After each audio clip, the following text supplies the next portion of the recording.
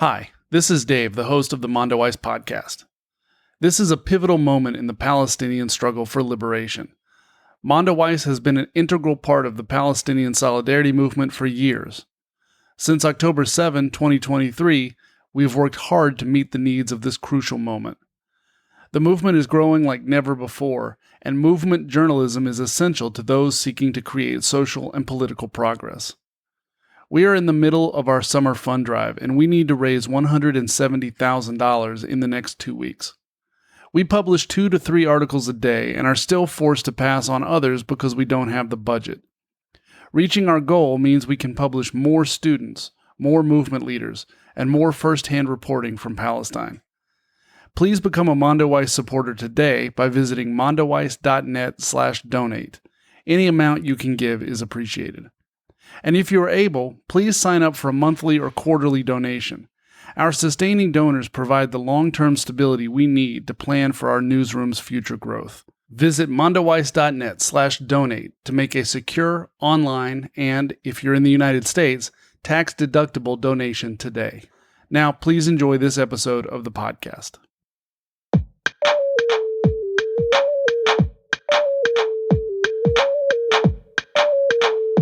This is the Mondoweiss podcast. I'm Dave Reed. Yesterday, Jamaal Bowman, a member of the so-called squad of progressive politicians in the U.S. House of Representatives, lost his hotly contested primary election in New York's 16th District.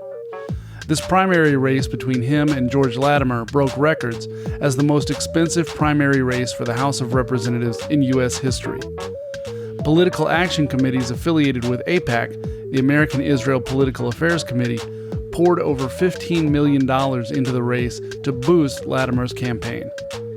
AIPAC and its affiliated groups pledged to spend $100 million during the 2024 election cycle to promote pro-Israel candidates.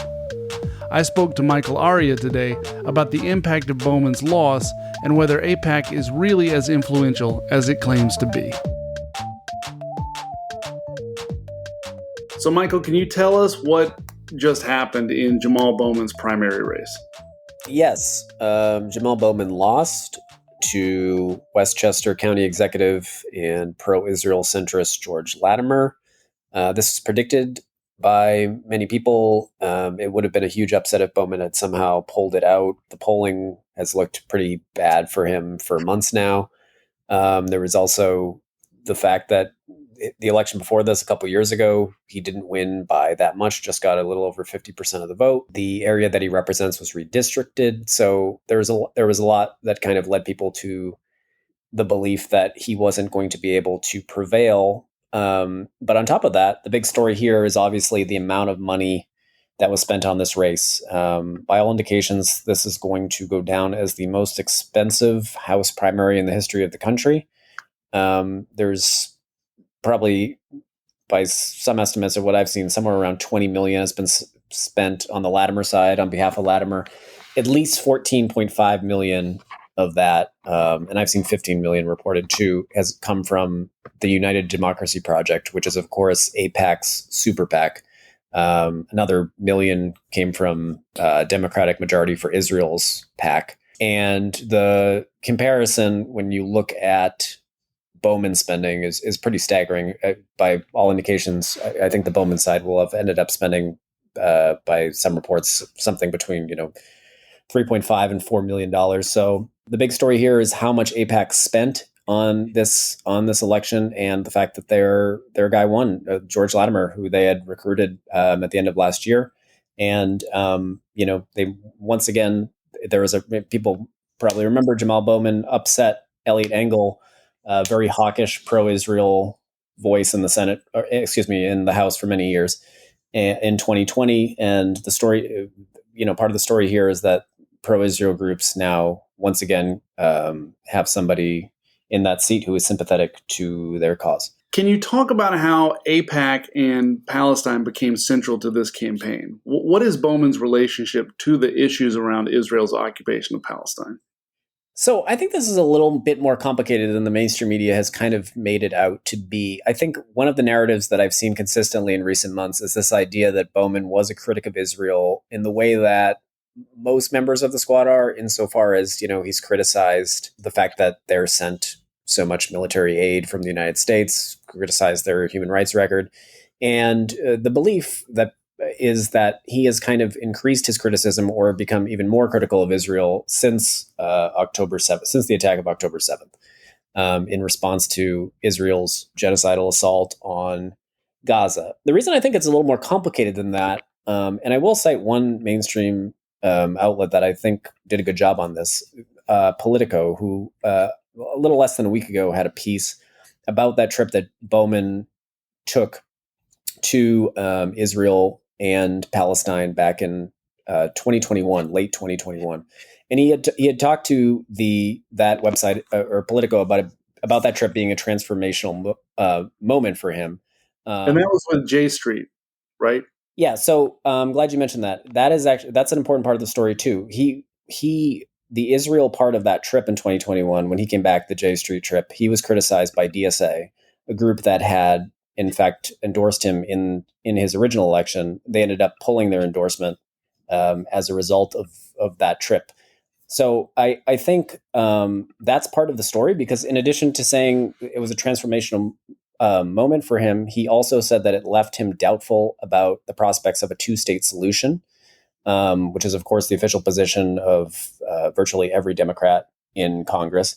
And like I said, he faced some backlash for the left over that. So I think part of the Bowman story is that his public stances on this have shifted, but I wouldn't say it's as simple as saying they've shifted just since October 7th. Having said that, yeah, since October 7th, he was one of the first members of Congress to call for a permanent ceasefire in Gaza. He is one of the only Congress members to refer to what's happening as a genocide. And even though he walked this back, more or less, it's also worth pointing out he's one of the only Congress members to kind of question the official Israeli narrative surrounding October 7th. And this was cited a lot by pro-Israel groups on social media. There's a video of him addressing some protesters, I believe in November or sometime shortly after the attack, where he's pushing back on the idea of propaganda and this narrative about multiple babies being beheaded, stuff like that.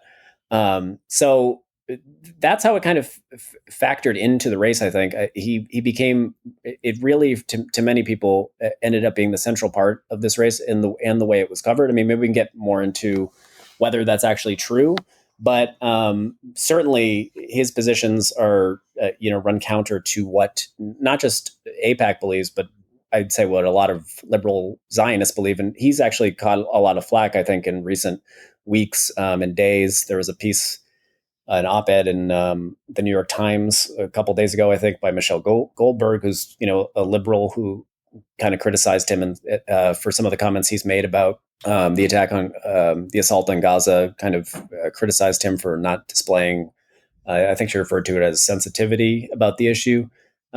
So yeah, that's certainly a huge part of the story here, and I think his connection to this issue is interesting. In, like I said, like a little bit of more of a complex way than maybe the mainstream has framed it. Yeah, and I just want to put in there that his hesitation or his criticism of the coverage about the events of October 7th. They did not dip into conspiracy theory stuff. He was really talking about the propaganda that was and is still being pushed out about sexual assault and beheaded children and whatnot that has not been proven to be true. In some cases, those stories have been completely debunked. And this is true. These stories are being debunked. We did some of the earliest reporting on some of those stories being untrue. But even in Israeli Hebrew language media, these things are turning out to be inaccurate and untrue. With regard to the sexual assault stories, clearly there's a lot of controversy about whether or not it happened. But to this day, there's been no definitive evidence presented that it happened in a systematic way. So that's what he was referring to, as I recall. Is that right? Yeah, that's correct. This was a video that was put out at the time. I think it was on TikTok by a former Westchester County Board of Legislators assistant, and he was on the side of he was on a street corner talking to protesters. And I believe he said something like, there's been propaganda used since the beginning of this siege. There's been no evidence of beheaded babies or raped women, but they keep using that lie. Yeah. And yeah, that actually, AIPAC almost never mentions Israel in its ads. And this is but the Bowman race, actually, we have an example of them actually mentioning Israel in an ad, although I believe, I'm not sure how much it ran in comparison to the others, and it was probably a small drop in the bucket compared to what they spent on the other attack ads, which didn't mention Israel. But they actually did have a 30-second spot and a 60-second internet ad where they attacked Bowman for his position on this, for his statements he's made about the October 7th attack. Yeah, so that leads me to my next question about what this, for AIPAC, what this win says about their strategy and their power. And if you can talk specifically about how they're running these opposition campaigns, because like you said, typically they don't even mention Israel. Yeah, so this is the very interesting part to me. It goes without saying. I don't want to understate this. It goes without saying, like I believe I said at the top, this is a huge victory for AIPAC. It's a huge victory for the Israel lobby. It's a huge victory for pro-Israel voices. Bowman was one of somebody who had a real target on his back. When you start looking at kind of the House members that they wanted to oust the most. Having said that, it benefits AIPAC greatly if people's big takeaway from this race is that AIPAC showed up and just bought it. Because I believe that narrative benefits them because they want people who might defend Palestine, lawmakers or potential candidates who might defend Palestine or criticize Israel, to look at this race and really think, I can't do that. Really be scared if they were to criticize, say, the assault on Gaza or call for a ceasefire. They want politicians to think, if I do that, AIPAC may show up in my district and spend millions of dollars and defeat me. And every time one of their candidates prevails, as it did last night in Latimer, they immediately tweeted that, being pro-Israel is good politics and good policy. But to your point, it clearly isn't. If you have to spend $15 million to win a race in the 16th district of New York, one congressional race. When Bowman... A primary. Right. A primary on top of that. I mean, when Bowman first ousted Elliot Engel, it's worth pointing out, AIPAC didn't even have a super PAC. So the fact that they've created, a PAC and a super PAC since to intervene directly in the electoral process in this country is a testament to the fact that they feel they have to spend this amount of money to keep to keep pro-Israel voices in power and to keep their issue popular, for lack of a better term. Because we've seen the polling, we cover it quite a bit at the site. We know that the Democratic base has completely flipped on this issue over the last decade or so. I'd say particularly in the last 5 years. Poll after poll shows that they support a permanent ceasefire, shows that they are growing sympathy for Palestinians and Palestinian state, where they have a growing skepticism, not just of Israel, but a growing skepticism of kind of, a blank check for U.S. allies when it comes to military spending, weapon shipments, etc. The polling is just overwhelming on this. We know that being pro-Israel is not good politics within the context of the Democratic Party nowadays. And if it was, to your point, then they would bring up Israel in their ads, and they don't. If you look at the ads that they ran against Bowman, they were primarily based on this idea that he was not a team player when it came to Biden, that he voted against, Biden's infrastructure bill, which is a little more complicated than they make it out to be. I don't think it's really relevant for the context of this podcast, but I would just say, the things that they are hitting him on and nailing him on are obviously not. They don't run ads where they just say this guy is bad on Israel, because they know that's not necessarily a winning issue. I believe that the reason that they targeted Bowman is because they knew he was already vulnerable to an extent. If you look at his last election, I think he only got like 54% of the vote, which is a red flag for people who might want to oust him, that he's a particularly vulnerable candidate if you run somebody. He had the incident, as people might remember, I think in September of last year, where he pulled the fire alarm in a congressional office building. He claims that he was, did it by accident. He was trying to get out of a door with a deceptive sign or something to that effect. Republicans claim that he was trying to stop a vote. There was an important vote happening. They ended, and the backlash to that was pretty huge. Latimer only announced his candidacy a few months after the fire alarm incident. So, and if you look at, and this has been reported by Jewish Insider and other places, AIPAC had already spoke to Latimer. They were already trying to recruit him as a potential candidate.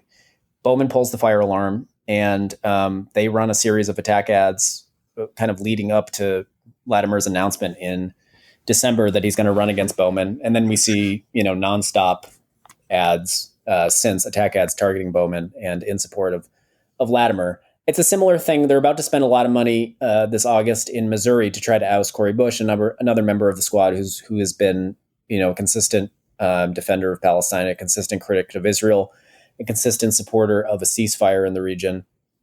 She also has, vulnerability issues. She ran before she won. A couple years before, people probably remember she lost her first attempt to gain that seat.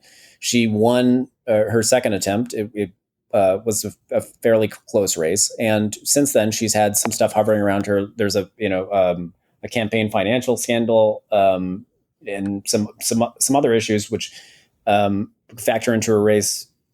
Domestic issues within the context of her district. So people might ask themselves, why does AIPAC choose to show up in Cori Bush's district or Jamaal Bowman's district, but not in Rashida Tlaib's district or Ayanna Pressley's district, for instance, people who also have been very critical of Israel's assault on Gaza. And I think the issue here is obviously that AIPAC wants to project power. They want people to think that they are very powerful and they can kind of dictate elections as a way to instill fear into candidates and potential politicians. So it's a good strategy to pick candidates which might already be vulnerable or may have lost without AIPAC's intervention. But then they're obviously in a position where when that candidate loses, they get to come out and say, this just further proves that, if you want to win elections in the United States, you have to be pro-Israel. The Democratic Party is connected to Israel. There's no rift when it comes to that issue between the base and the leadership. So I think the frame coming out of this, obviously the amount of money spent is a huge part of the story, especially in the wake of, like the Citizens United ruling. I think it's obviously worth debating and talking about it. It's a terrible thing. But this overall idea that AIPAC is just a big, powerful lobby group that can show up anywhere and stop people from being elected if they dare defend Palestine, I think is misguided. And I would caution people against overstating the power of AIPAC simply based on this race, which, like I said, is a little more complicated than just saying Bowman was defeated because he stood up for Palestine. So thanks for explaining that, Michael. That it is an extraordinary amount of money that they're putting into these races that, like you said, the people may already really be vulnerable. Those are expensive press releases that AIPAC is buying.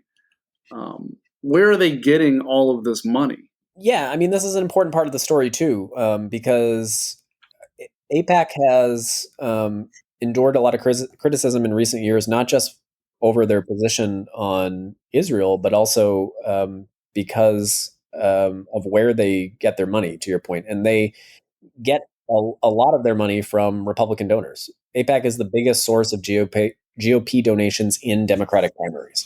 There was a report, I think, a little less than a month ago, kind of laying this all out. And the reality is that AIPAC also has backed many Republicans who refused to certify Joe Biden's election win in 2021 or in 2020. So that is a huge part of the story here. The fact that people like Latimer are absolutely funded in part by Republican donors, because that's where AIPAC is getting their money. So you have a lobbying group which is taking millions of dollars from Republican billionaires and spending it directly in Democratic primaries to beat back progressives. So I think it's a huge problem for the Democratic Party, and I think they should take it very seriously. But unfortunately, I think the evidence shows that the leadership does not. And the reason for that is pretty obvious, which is that they are also, many of them, funded by the same group. So typically, when we see it's very hard to unseat an incumbent. Generally, it's interesting that it's happened in the 16th district a couple times within less than 5 years. But in the After case of redistricting, right after, that's an important part. I mean, this is not the same district. yes, no, that's absolutely true.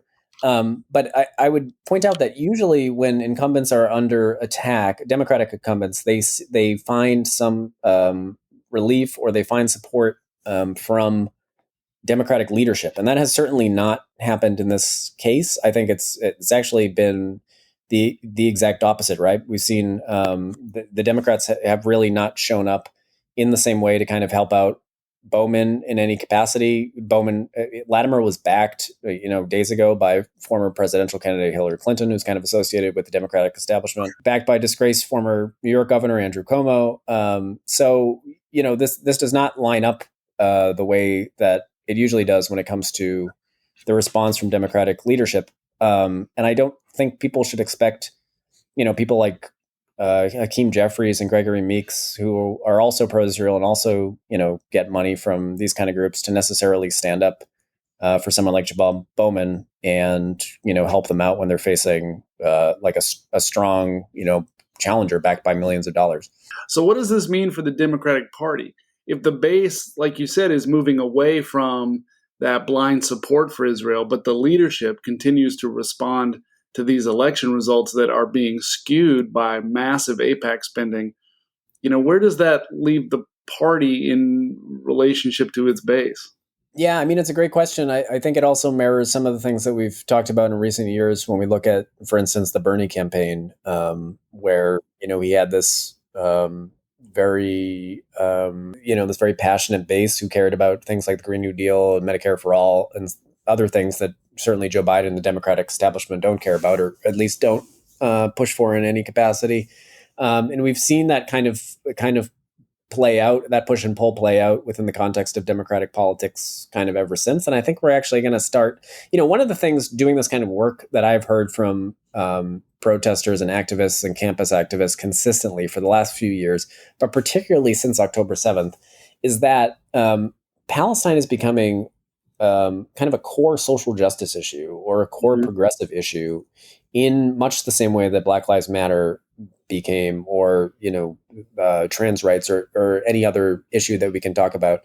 It is no longer a fringe position. It is it is no longer a position that you cannot. We've heard progressive accept Palestine a lot. We're seeing a lot of examples going in the opposite direction now, where progressives are actually coming around on the issue, and the polling kind of bears that out when we just look at Democratic voters, what they think, who their sympathies lie with, what they believe about what's happening in Gaza. So I think that this is definitely going to be an important fight going forward, and I think we're going to actually see some of this play out, because if people may recall, the uncommitted movement, which is very popular, which got tens of thousands of people to reject Biden at the polls during the primary, or at least try to send him a message that his policy on Gaza was genocidal. I believe they had something like 36 delegates at the DNC in August, which I spoke to somebody with Uncommitted National a few weeks ago who said when they started that campaign, it was just a small group without much money in Michigan. They certainly didn't expect to have a whole bunch of delegates at the Democratic National Convention. So this is all happening very fast. It's hard to say, where it's going or what will ultimately occur. But I think we're going to continue to see that kind of push and pull that we've seen, really for decades when it comes to the left and Democrats, and kind of forging like a way forward when we talk about the progressive movement. That's the central question in terms of like electoral strategy around Palestine in the United States, because the Republican Party is what it is. Conservatives are, firmly in the pocket of a pro-Israel kind of ideology that is, fundamentally, I think, based on ideas about Christian nationalism and whatnot. But it's really going to be what's going on inside the Democratic Party, and is the issue of Israel and Palestine going to be something that causes a bigger split inside that party that has ramifications for our democratic system for years to come?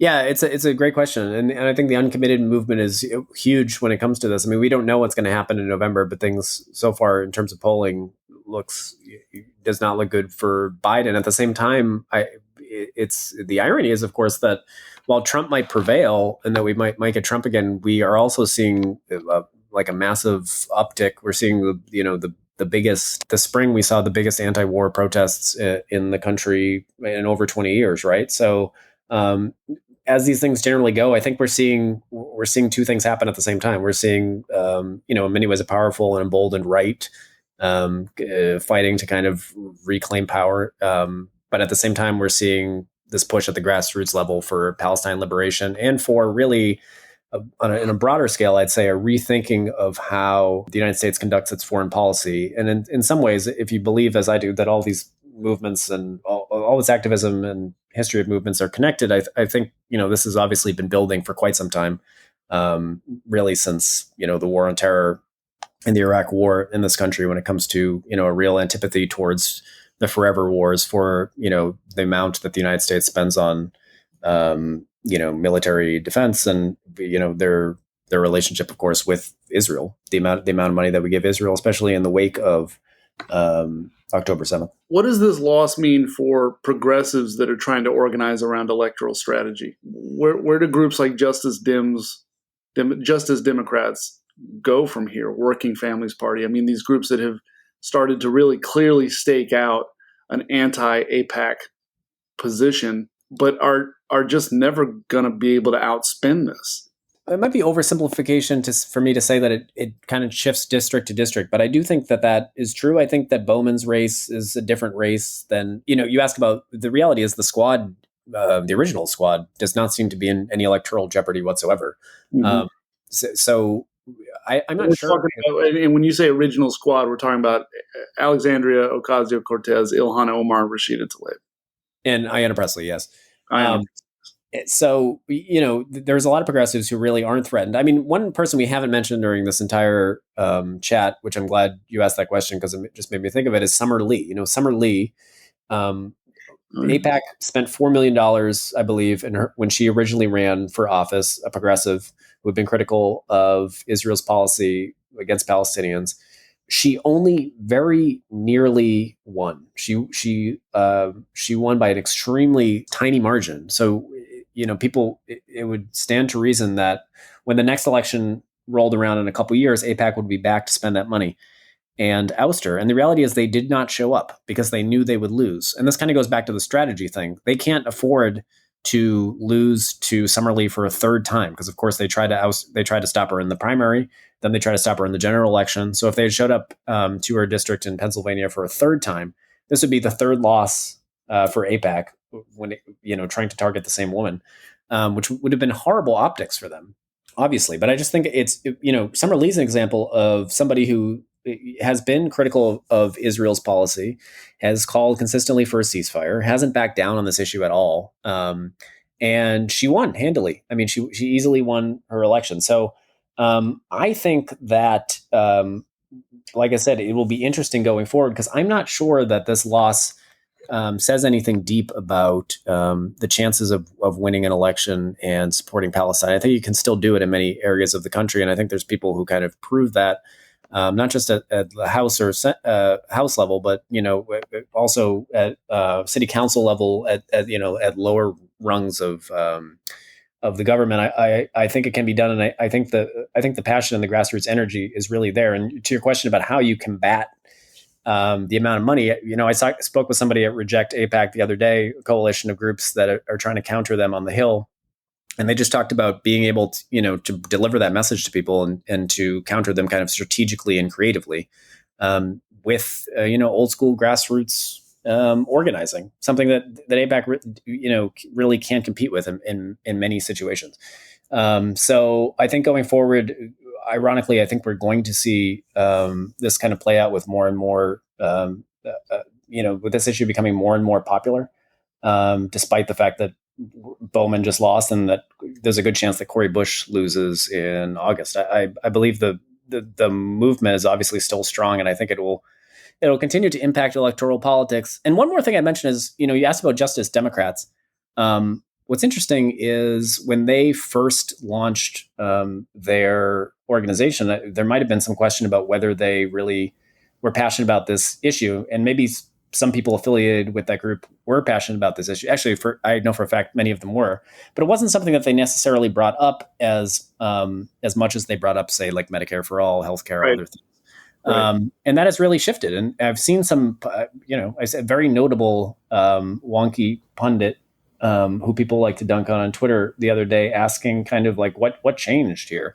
But it seems pretty obvious what changed here, which is that, through the tireless work of activists, Palestine is becoming a kind of social justice issue in a way that, these mainstream progressive groups are embracing it and grappling with it. And the other obvious thing that's happened since then is this, genocidal campaign against Gaza, which has undoubtedly radicalized people who were formerly liberal or progressive and maybe overlooked this issue. Last question. What are you expecting at the debate on Thursday? I have no expectation. I mean, I don't even know how to answer that question. I unfortunately will have to cover it for the site, but I don't even, I am dreading that. I think I will say that our issue going into these, we usually, talk at the site. Do you think Israel will get mentioned? Do you think Palestine will get mentioned? And almost always, even though Israel is such a huge part of our foreign policy, it's almost never mentioned. And that ends up becoming kind of the story, which is that there's a huge part of our foreign policy, which, the mainstream media just effectively ignores or pretends doesn't exist. That will definitely not be the case this time. I think, the candidates will be asked about this issue. Biden will be pressed probably on his policy in Gaza.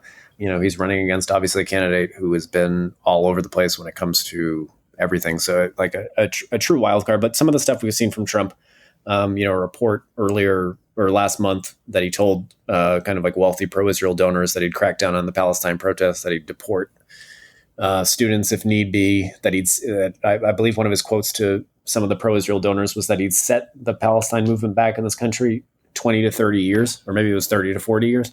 I mean, it's obviously very concerning stuff. And, Biden's support for an ongoing genocide is concerning stuff as well. So it's not going to be fun to watch, but I will watch it. And it's a sad state of affairs, obviously, for the country. I predict Donald Trump is going to go after Biden based on Netanyahu's claim that arms were held up. I think that was Netanyahu setting up Donald Trump for the debates. We will see. Michael, thank you so much for joining us to talk about these developments. No problem, Dave. Always appreciate it. Thank you.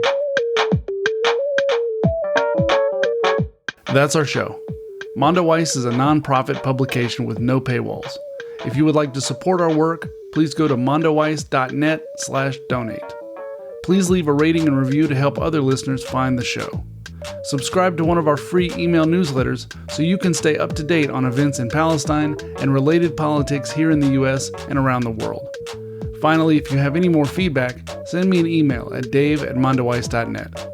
Thanks for listening. We'll be back soon with a new episode.